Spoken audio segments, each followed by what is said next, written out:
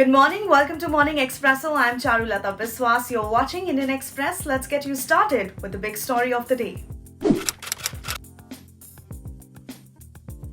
Participating in a summit on global supply chain resilience convened by United States President Joe Biden on the sidelines of G20, Prime Minister Narendra Modi pitched India as the trusted source in the IT and pharmaceutical supply chains. India is also keen to participate in the clean technology supply chain, the Prime Minister said. Here are the stories you'll find only in Indian Express. The Railway Board Chairman wrote to the Ministry of Food Processing Industries asking for the cap on subsidy for farmers transporting their produce using the Kisan Rail service to be raised from 50 crores to 150 crores after it got breached in August. He also warned that discontinuation of subsidy would lead to dissatisfaction among the farming community. Read the whole story on IndianExpress.com. Here are the top stories from the front page. While over 3/4 of the eligible population has now received the first dose of vaccine against the coronavirus, 48 districts have been identified as lagging behind, with first dose coverage still below 50%. 27 of the 48 districts are in states of the northeast, including 8 districts each in Manipur and Nagaland. In its detailed order granting bail to 22-year-old Ajit Kumar arrested in the cruise ship drug raid case by the NCB, a special court has said that merely on the basis of WhatsApp chats, it cannot be gathered that he was a supplier to Aryan and his friend Arbaz Merchant.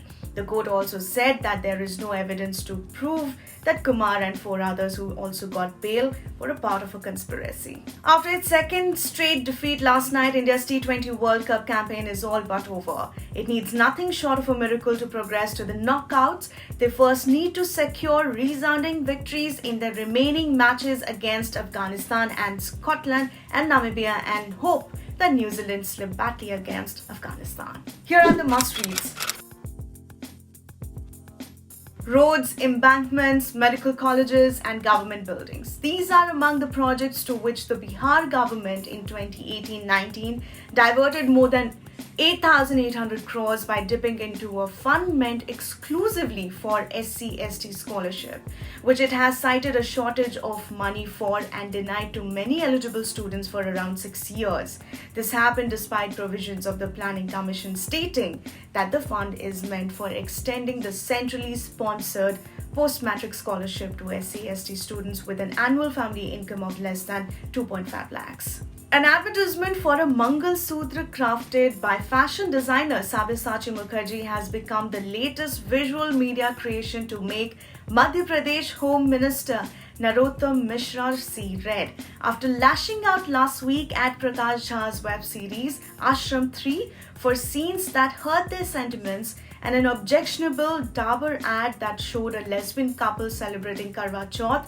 The BJP leader on Sunday objected to the obscene portrayal of the mangalsutra in the ad and warned that the designer withdraw the ad within 24 hours or face legal action. India's informal economy has shrunk to around 15 to 20% of the formal GDP as against 52% 3 years ago following the adoption of GST, enhanced digitalization and demonetization. A report by the State Bank of India's Economic Research Department has said at least 13 lakh crores has come into the formal economy through various channels over the last few years, including the recent scheme on the e-Shram portal, according to the SBI Eco app. In the latest edition of the Indian Express's Idea Exchange, Nilesh Shah, the managing director of Kotak Mahindra Asset Management Company Limited, explains why he is confident about India being a long-term growth story and why markets will continue to correct. He said he doesn't believe RBI will increase interest rates to a level where it derails growth